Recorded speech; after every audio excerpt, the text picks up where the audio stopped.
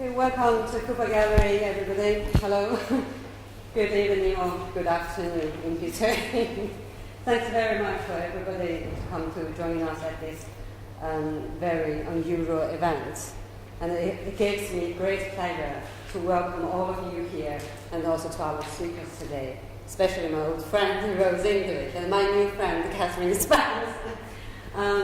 So this event is in association with the exhibition here, which will open in about an hour at 5:30, entitled "Men Gather in Speech, ... I think the ... contains a lot of meaning.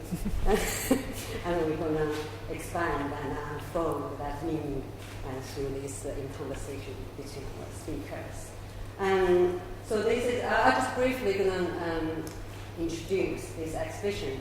Actually, it's a group show featuring 3 artists, of course. Rose English's works are one of them, but also we included an artist called Abrida Swartz, originally from South Africa, but now based in London after his MA studying at Goldsmiths. And another artist, Emma Charles, which is a graduate from RCA, and the work was selected from her MA final show 2 years ago. So this group show intends to reveal a new reading into this artist's work by creating a new context between them. So that's the curatorial intention. But also conceptual intention of this exhibition. I think most of you probably already read 1 or 2 from the title, which is a nod to Hannah Arendt's seminal book, The Human Condition, where she speaks about her position. Men gather in speech, and the ... represents an action. That's where the political appears.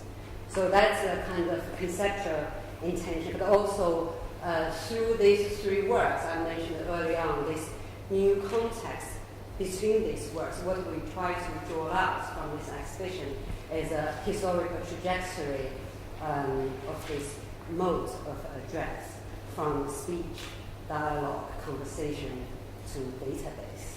So we're going to talk more. I think Catherine and Rose will expand this a little bit more, and also maybe this evening through the preview of all these works, including exhibition, I think that we can all have our thinkings and contemplate on these ideas.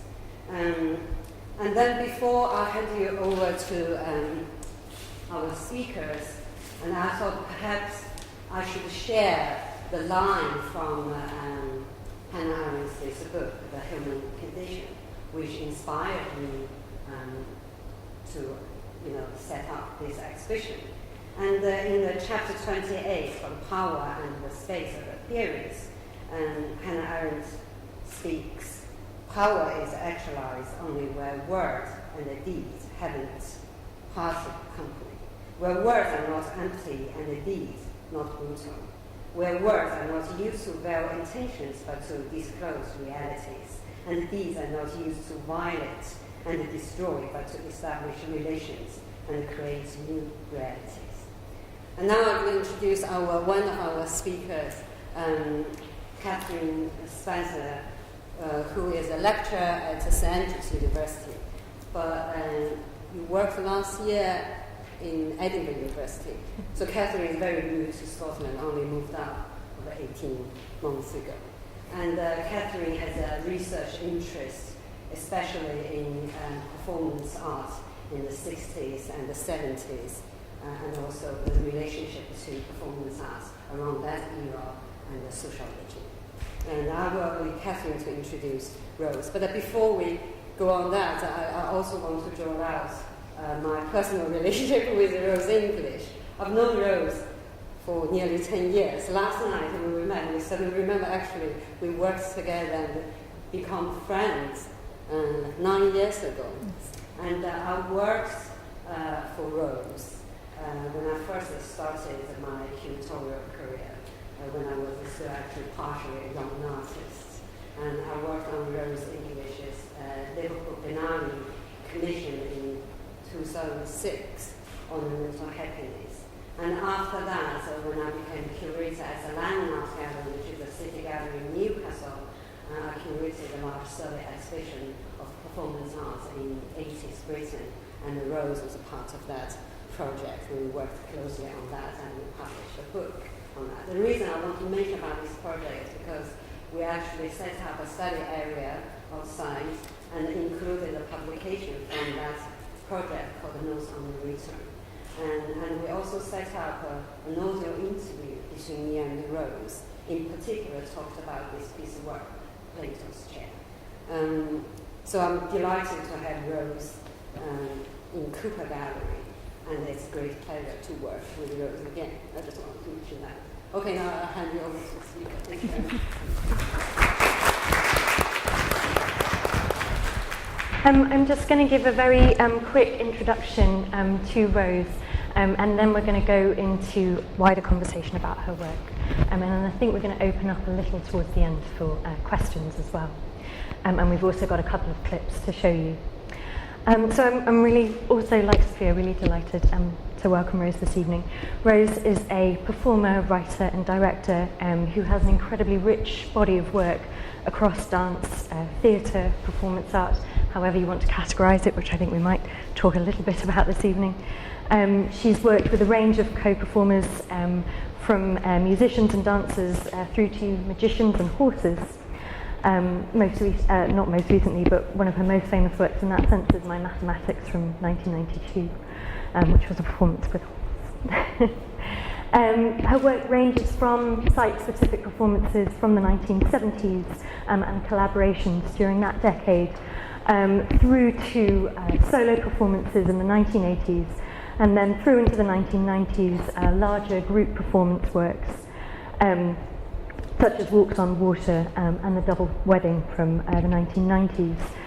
Her work was featured in the 2007 WAC exhibition, Artwork in the Feminist Revolution, and she's also just about to have a show at the Camden Art Centre, which has come off the back of a show at Charlottenburg in Denmark. So a really kind of exciting moment, I think, when we're looking backwards and forwards and drawing on lots of different parts of the work. Okay, so I'm just going to fire up the PowerPoint, and then I think...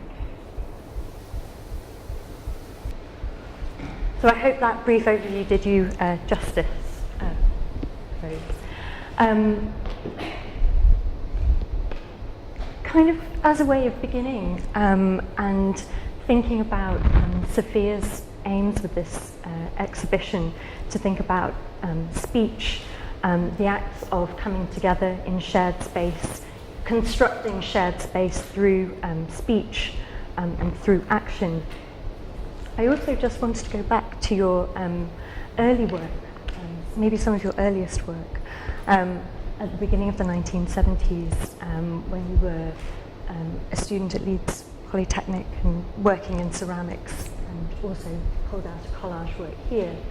And before we kind of move into talking about speech and performance, I just wondered if you wanted to talk a little bit about your movement away from things and from things and thingly kind of attitudes, perhaps through the ceramics, and just how you initially became involved in performance. Well, I became involved with performance without really knowing that performance existed. I had a sense that there was more to it than I was given the impression there was when I first went to art school. And I recognise now in retrospect it was really a longing for a much more interdisciplinary arena, this thing that I was trying to move towards. But it didn't have a name at the time particularly. However, I was very fortunate to have been expelled from one art school, Bristol, for making the wrong sort of art, and was very fortunate to also be accepted by the Fine Art Department of Leeds Polytechnic, which at the time was very radical. It was run without any definition about what fine art was, which the tutors who ran the course were very courageous in protecting. And as a result of that, people were allowed to work in a very broad range of things, from sound to poetry writers to people who did paint and pursue activities that are more conventionally associated with fine art. But lots of people were making performances, and I was so happy to see that, because I suddenly thought, well, this is what I've been looking for. Somebody is making a painting during the day, and then in the evening they would make a performance, and they were both exploring the same sorts of ideas but in different forms. And that sort of, that arena and that permission gave me permission to start to explore things that I made that I only thought would have a manifestation. The way they should come into being, the way they should be seen, should be in this kinetic, ephemeral form of the performance. So I spent many hours making objects, quite erotic ceramics, that were then presented in a performance which was part of my degree show. And along the way made things like the collage that were sort of, I suppose they were the same body of work but in a different form. When we were kind of preparing for this evening a little bit, we talked about interdisciplinarity and the ability to move between different disciplines freely. And I suppose I was just wondering if, for you in your work, there's been a connection with language and categorization that you've sought to complicate, and where language starts to come into the interdisciplinary practice that you've developed, if that's an angle or perhaps not. Well, in a way, interest in language came later. The early performance works that I made sort of when I was at Leeds and immediately afterwards contained no spoken or written language. They were mute. They had music sometimes, and they would often involve other performers. I didn't perform in them myself, in fact. I performed in other colleagues' works. I used to enjoy being in other people's work, but I didn't enjoy performing in my own work. That came later. But I liked directing performers and arranging sort of tableau for photographs, and then those gradually became performances. And the discovery of actually an interest in language came almost by accident in the late 70s. I was invited to give a performance in New York, and I was going to collaborate with two others who I'd been working with a lot. They both dropped out. They decided to do something else. So I was left on my own, and at the time I was just really interested in this very sort of old, ancient idea of the travelling player, or the performer who just had a trunk of costumes. Would sort of set off a very sort of quasi-Shakespearean idea, sort of actor-manager sort of idea. And so I decided that this gig in New York was an ideal opportunity to try this thing, which felt very perilous and reckless, which was to just place myself in front of an audience without knowing what I was going to say, other than having at the back of my mind a question that the performance was the arena within which the answer would fleetingly perhaps appear or not. And much to my surprise, I really enjoyed this, the danger and the exuberance of improvising in front of an audience. So that was my first sort of, my first real use of language. It was through improvisation and it was through speaking. And I think that's such a kind of interesting and important idea of thinking about language as something to be improvised with, in terms of thinking about its power and control. Maybe letting go of control paradoxically becomes a way of empowering oneself, perhaps. Was that the kind of experience that you felt? It was almost a sort of, it is a very extraordinary, and I have said this many times, but in fact it's still palpably true that it's a very extraordinary thing, and it's happening now, that people will gather together and agree to listen to others speak. And what they bring is their intelligence and thinking. And that's palpably different to speaking on your own in a room. It might not be different to if you're speaking to somebody online or on the phone, but there is a sort of presence in the room that allows you to heighten your thinking if you're speaking. And I think that that was really surprising to me. I thought it would be something I'd have to know exactly what I was going to say before I'd start to speak. And then I found that that wasn't necessarily the case. There was already thinking present that could be addressed, and that thinking would come back to you, or to me in my experience, and that would somehow progress the thinking and the talking that was going on, if that makes sense. Yeah, that makes a lot of sense. Quite a philosophical way of approaching both the performance and the linguistic element in a way as well, perhaps.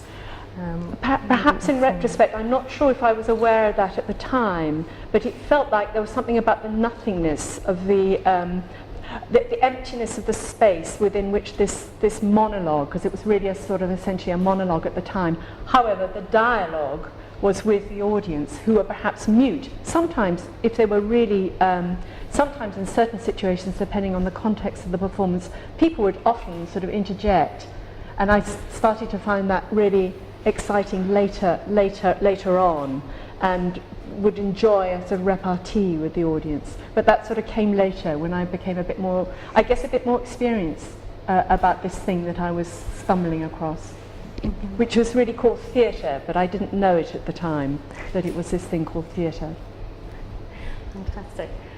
I wondered if we could actually skip back a little to talk about, and maybe we can pick up on some of those ideas, in relation to a performance you did in London in 1976 called Berlin, which was a multi-site and multi-part performance, I think I'm right in saying, across different venues, one of which was a squat in Mornington Terrace. I keep wanting to say Crescent, which is, I know it's wrong.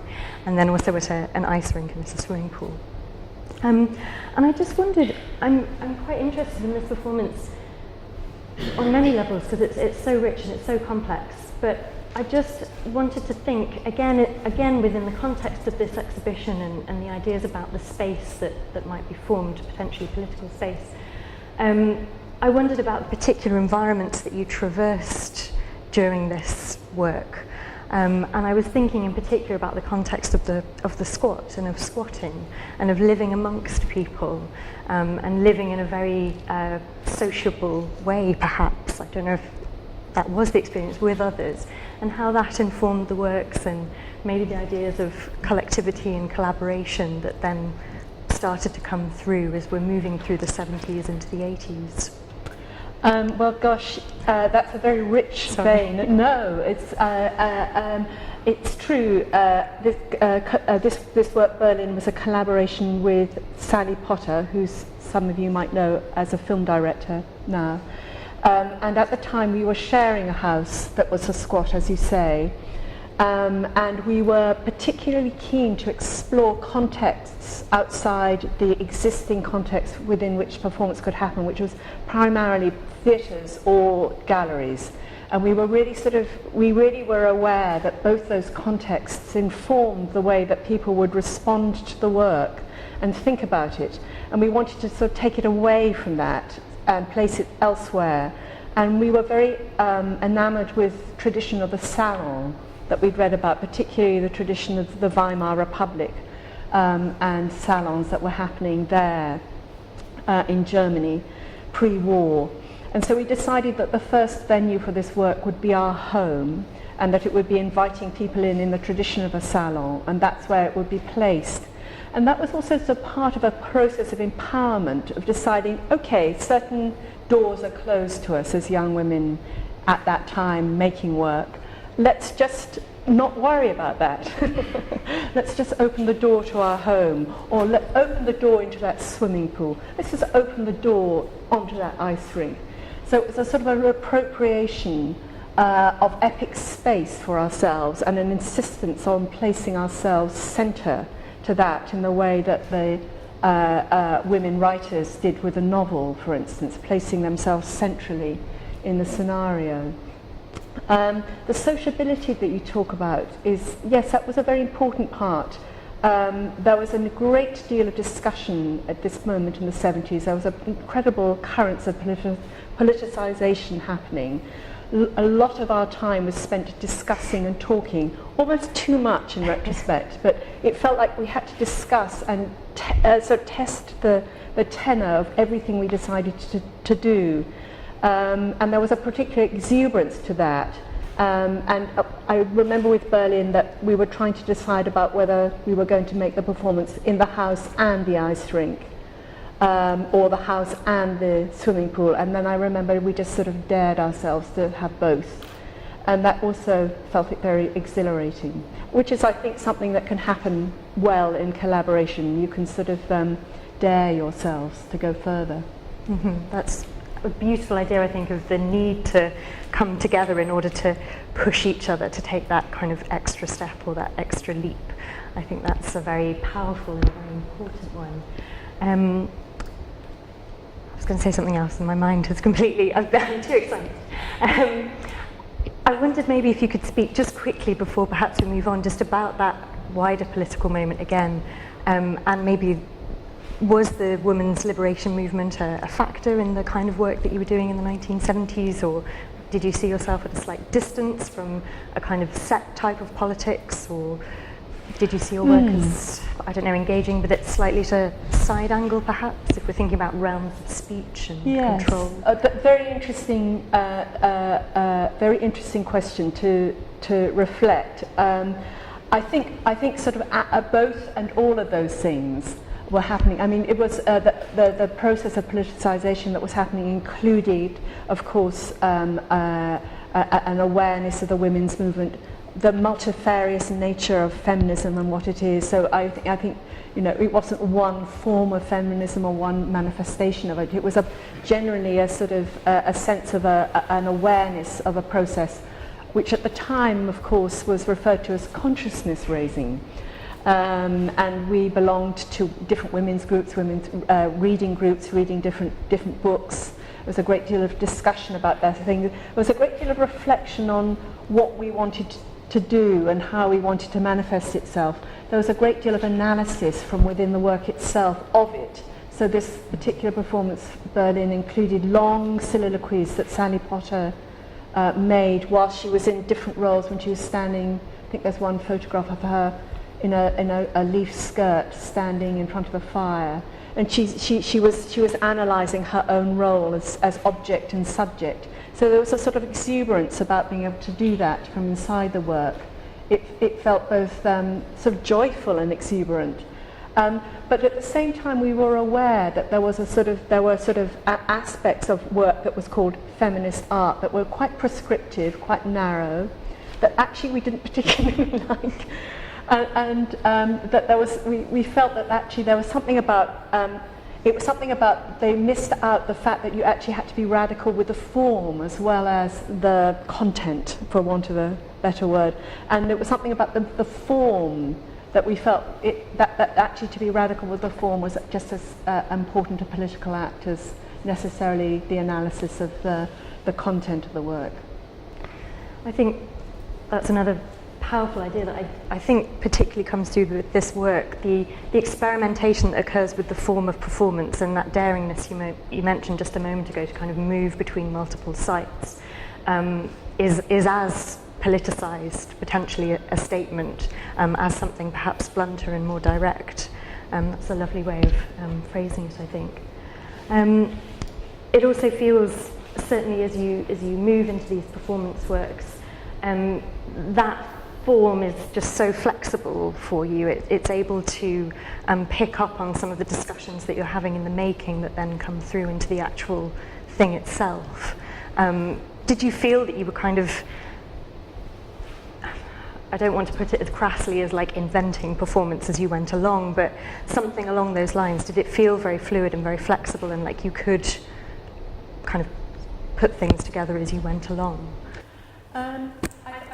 I think from, you know, from say the late 60s, early 70s, when I wasn't aware there was this thing called performance. Mm-hmm. I think by the mid 70s I was aware that there was, and that's how I was referred to. I was referred to as being a performance artist. I mean, like probably everybody who's called a performance or live artist, it's a bittersweet label, and but useful and helpful in some ways as well. So it's just it sort of comes with it. I've suddenly lost the thread here. Could you just remind me where you? I think that's probably where we were. I think perhaps, seeing as we're both losing threads, we could move. We could start to think about. We've already touched on it a little bit, but perhaps we could start to think about the moment when you start to vocalize, perhaps, and to enter into speech, as it were. I just remembered your question. You asked me, did we think we were inventing performance? Yes, in the early 60s and 70s we did. And then we realised that a lot of people had known about it for much, much longer. In actual fact, they'd known about it 2,000 years ago. It just had a different name. We did think we were inventing it, and then realising, that actually there are all sorts of manifestations earlier on that are on a continuum with that work, but that might be called something different. So, but it feels in your later work you really kind of started to pick up on those traditions, cabaret, revue, all sorts of the Greek chorus, for example, in some of the later works like Walk on Water. Yes. So it feels like some of those traditions of theatrical coming together, theatrical speech, you've come to them a little later, or they've been generative later on into the 80s and into now. That's right. They've been more recent interests that I wouldn't have had when I first started to make performances. Yeah. And do you feel that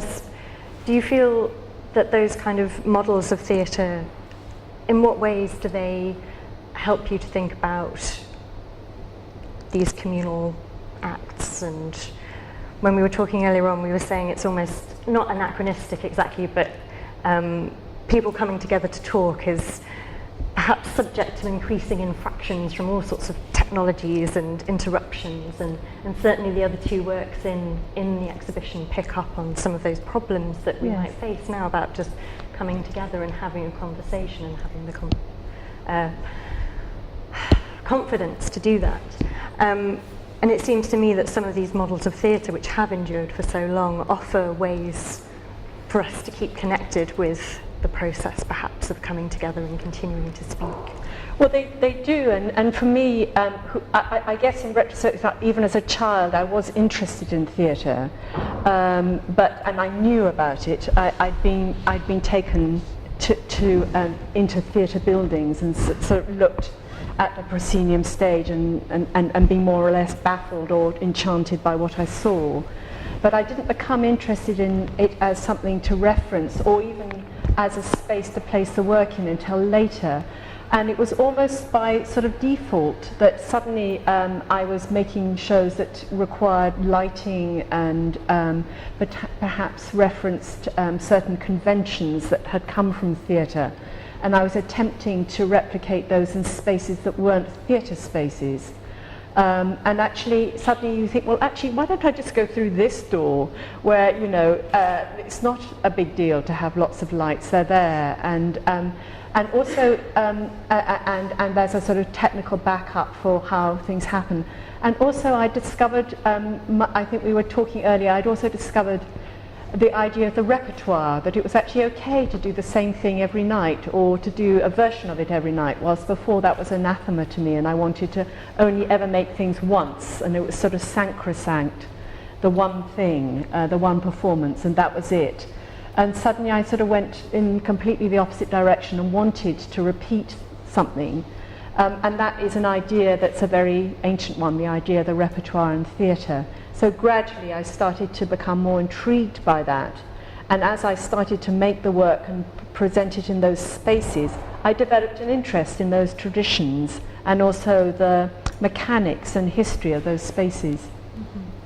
It feels like the repertoire offers a very liberating and flexible way to go back and to keep things without being constrained in the way that sometimes re-performance gets talked about as a constraining thing, whereas the repertoire says it's fine to, it's okay. Yeah, the repertoire does, and because the repertoire gives, this is the repertoire as it exists as works, usually as texts that are then taken, because it includes the license of reinterpretation, which is not something which is necessarily applied to remaking performance. Of course, although it is inherently going to be reinterpreted if it's done by somebody other than the person who first made it, and even if it's done by the same person, it will be reinterpreted.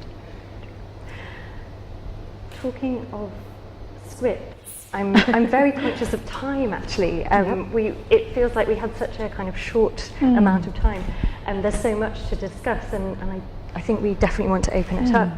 But before we do, I just wanted you to talk a little bit about Plato's Chair, because it's the work in the exhibition. And also thinking about, because it's one of the works where you, I don't want to say began to speak because it sounds like you'd never spoken before, but where you kind of really embrace this spoken mode within your performance and the dialogue form. And also perhaps a kind of interesting transition point between some of the earlier performances where sometimes nothing got recorded, and then some of the later, more scripted pieces. And we've got this list of, I don't know if you want to talk to this list and perhaps to the work itself, and just to describe the working process, particularly in relation to language, that you went through with regard to Plato's Chair. Plato's Chair was the second of the improvised performances I did. The very first one was called Adventure or Revenge, and that was an improvisation of around an hour and a half, for which I have absolutely no record of what I said. I believe that it was interesting. People certainly laughed, and it was a sort of deconstruction of theatre from within a sort of a persona that I adopted, which I found a very helpful way also speaking to adopt a persona, not a character per se, but a certain persona. And in Adventure or Revenge, I spoke in a deep, manly voice. I was modelling myself on the British actor, now deceased, John Gielgud, a patrician, confident male voice of the theatre. And I found that extremely empowering, and I felt that I had full permission to digress at length, and which was extremely enjoyable to do.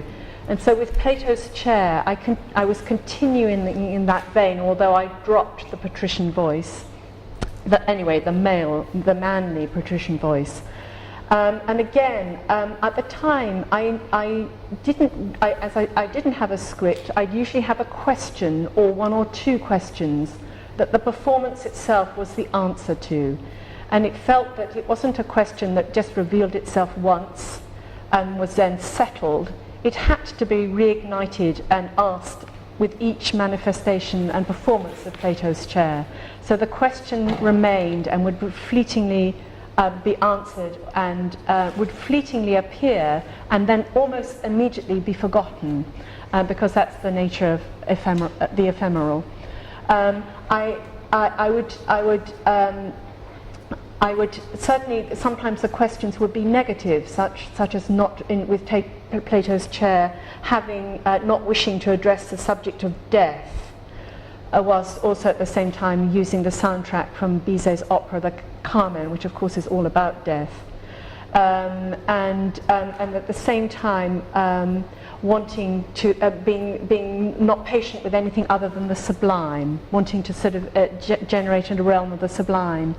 And I would always refer euphemistically to having a script when I was speaking to people who were booking the performance, because I think they would have become at that time nervous about actually booking a show when they thought that I wouldn't know what I was talking about, or I didn't know what I was talking about, wouldn't know what I was going to say. So I'd always have a sort of just a list of words, key words, that I would know during the performance, that I would be in some way discussing. And this was the one up here that was prepared for a performance in Montreal on the 5th of November 1983, which included some of the French words that I slightly ham-fistedly used in the performance too. Fantastic. I know that Plato's Chair was recently shown as part of the Keywords exhibition in Liverpool, and was kind of put into a particular context within that exhibition. I just wondered if you wanted to speak a bit more to the wider kind of political, we've talked a little bit about the 1970s and their particular atmosphere, just about the relationship between this work and that transition into the 1980s with a slightly different atmosphere and a different kind of political context within those years. Yes, it was a very, very different political context in the 1980s. It was also a different way of practicing that I had. I performed Plato's Chair many, many times over, I think, a 2-year period. It was, and how can I summarise the 1980s? Sorry, that was a terrible question.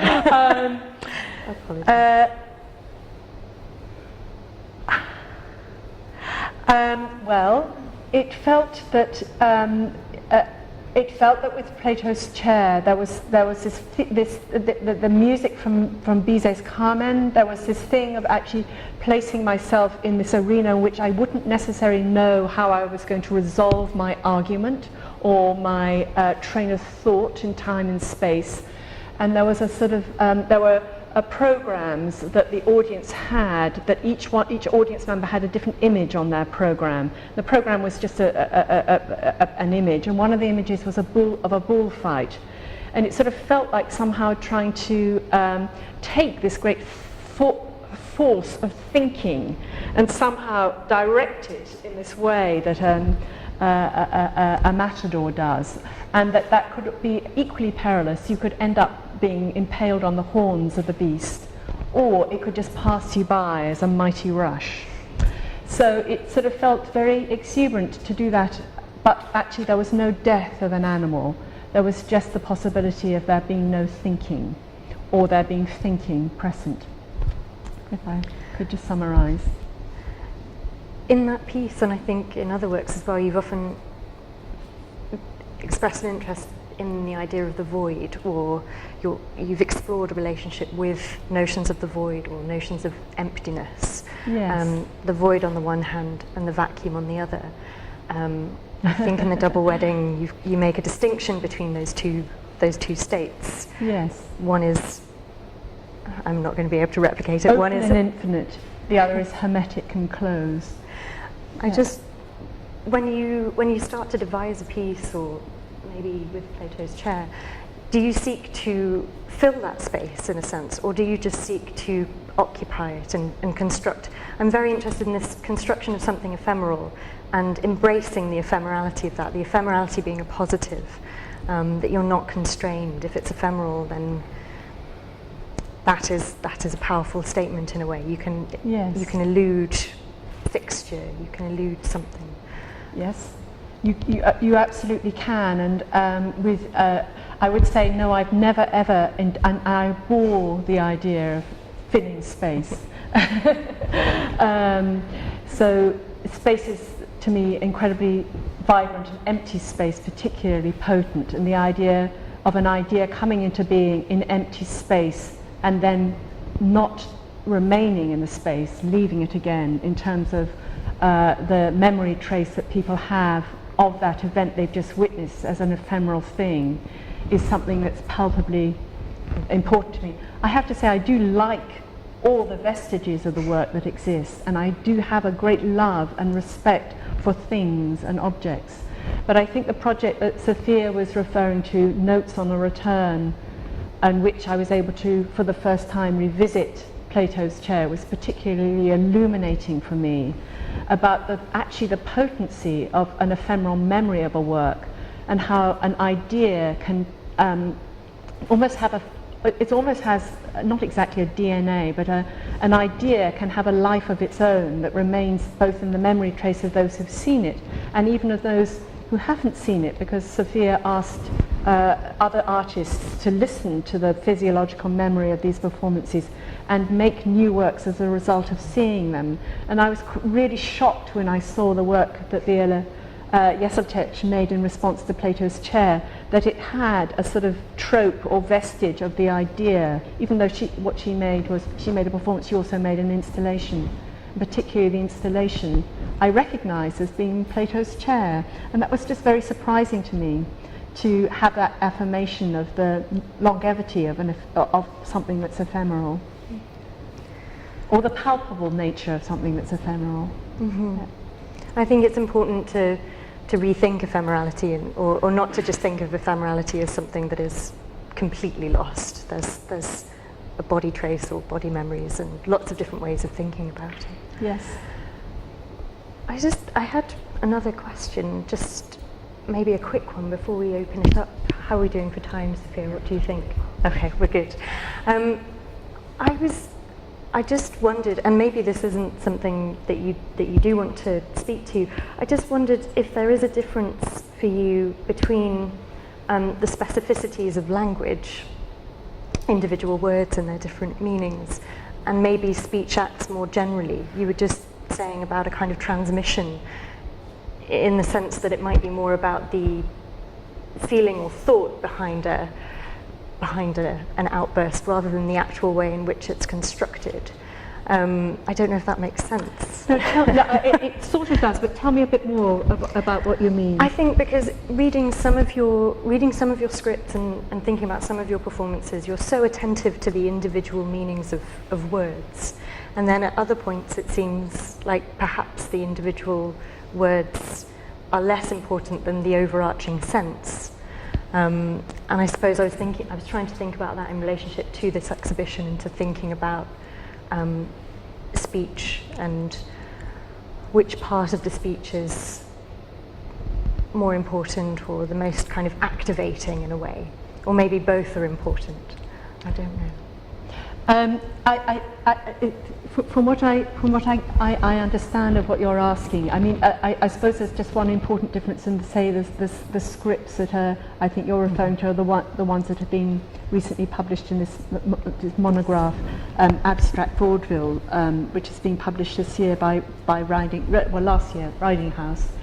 It's great. It includes a number of scripts, and that would include works that I did in fact in the late 80s into the 90s start to be interested in the task of writing. Mm-hmm. And I, particularly because I was involving more and more people in the performances, I needed to write for those people who did not enjoy and were not interested in improvisation. And I wished to have those people, to invite them to be in the performance, so I had to write for them. And then I became more interested in what writing involved, and writing for something that was then going to be spoken or articulated in speech. Much later, that interest in writing then became a thought of taking it into even actually thinking about words in terms of their position inside music, or their place inside music as lyrics, and almost words as objects in their own right. So it's sort of gone full circle, this interest in language. Mm-hmm. I haven't entirely answered your question, because I think that's something perhaps you should say more about, because I'm not fully answering it in relation to my own work. I think you're making it more specifically to this exhibition and the different references to language that are provoked by it. I think it's something that I will be thinking through for quite a long time, yes, as a result of this exhibition, and thinking about your work in relationship to this exhibition. But it does also remind me of your work Rabies from 1976, where you, which is also a fascinating kind of play with the spoken and the written word, because that was a work where you did the same performance, variations on a performance over 5 nights, and got 5 different people to write about the performances. So then you had all of these different accounts to kind of come together, which is a very interesting experiment, I think. And in the end, those written accounts are what remain, are some of the few fragments that remain of that performance, because it wasn't recorded either on video or sound. Mm-hmm. Still photographs were taken, but nothing which indicated it in time as a video document might. And so, but actually, that's when I was a child. Those were the things that made me understand performing. I used to read endless descriptions of the lives of great dancers or bullfighters. And these written descriptions of something of which that's the only record of, say, an amazing, 90-minute solo performance by an astonishing dancer is a piece of subjective writing that describes from a very subjective point of view something astonishing, but I would still get something from that. So I think that those descriptions are very potent. At the time, I didn't think of them like that, but I do in retrospect think of them as very incredibly rich. Yeah, which I guess returns to this thing, which I think was something that Sophia mentioned as an intention with Notes of Return, that the audience has equal owners of the work that they've witnessed, which I guess is what happens in the Agora. Everybody is present, everybody is a witness, everybody is thinking, or maybe they might be even asleep, but they are present.